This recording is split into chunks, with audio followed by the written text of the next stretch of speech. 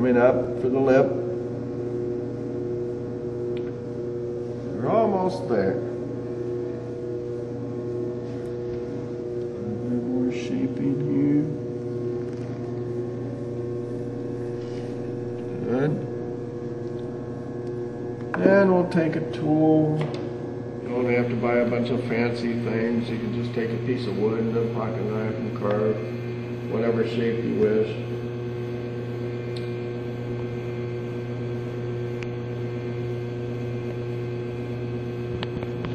Pay a little attention to the lip right here. We want a little lip so that you can catch your lip on it and not miss the cup, you know, and spill all that hot coffee all over you.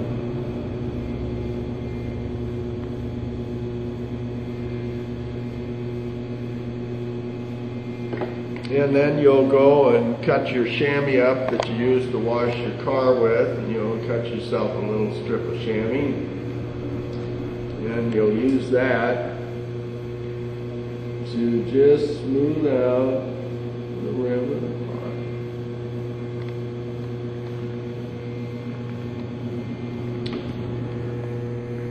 Now this area down here, we're going to trim a little bit of this clay off, and we're going to demonstrate that very shortly here. Now we're going to remove this cup from the mound of clay. Dry your hands a little bit so that they're not real slippery, and then just spread your fingers, get underneath, just kind of lightly twist, lift it up. Production, you would just center this again and throw another cup.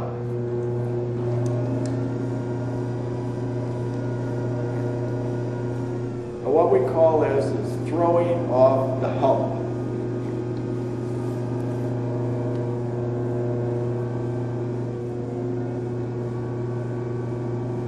So I'd be all ready now to start another cup.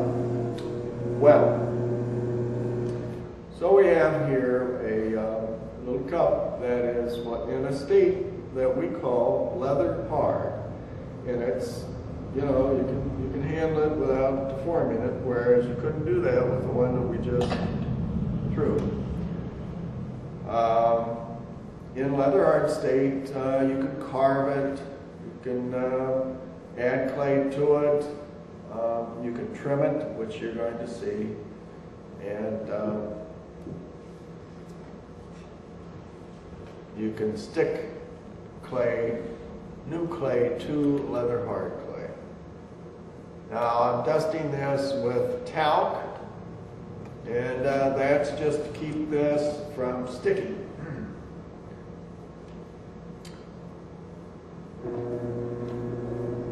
Now I have to center this piece again. I've just done that. Lightly tap it down on the soft clay to kind of embed the rim into the soft clay, and now we're ready to trim.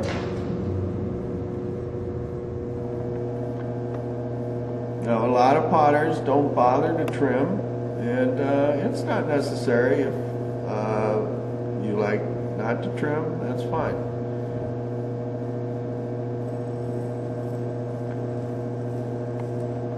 But if you're not going to trim it, you're going to throw the bottom pretty thin. So, and then you would push the bottom up a little bit and then roll it on its edge. I'll show you that. And get away from the trimming portion. But I like to trim a little foot on the piece.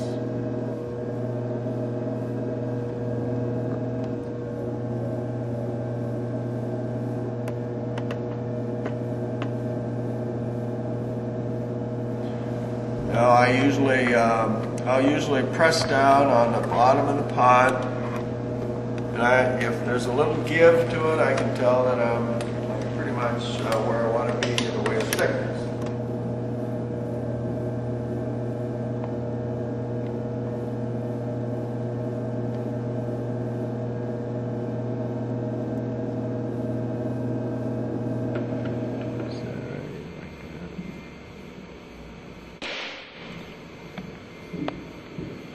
So we have cup trim.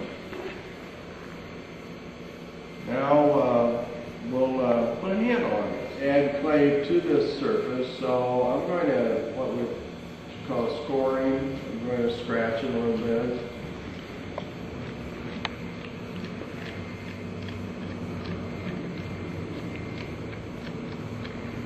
Now this actually increases my surface area by this scratching, scoring. Moisten a little bit. Okay. Set that there. Now we're going to, there's all kinds of ways to make a handle. And I'm going to show you a fairly quick way to make, probably the fastest way to make a handle. We're just going to pull a coil of clay out of this ball of clay.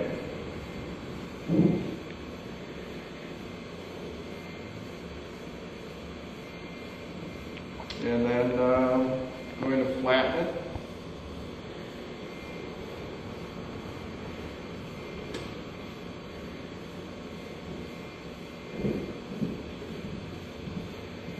This gives us a nice thin handle, but with strength. Actually, this ribbing here gives us added strength as opposed to just a flat handle. Get that off, got a handle here. Again, we're just going to, I'm pressing on the inside here.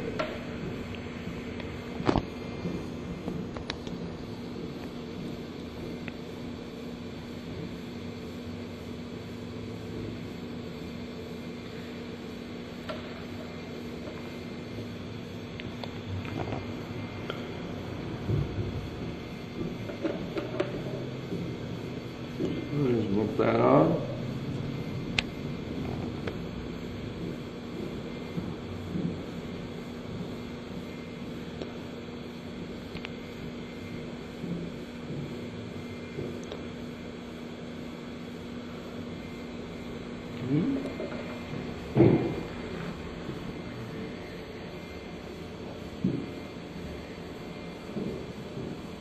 So we have our completed cup.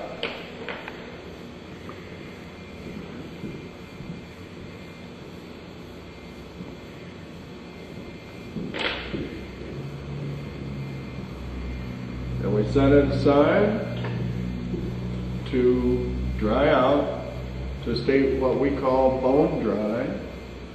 And at that particular stage, we can put it in the kiln. And I twice fire.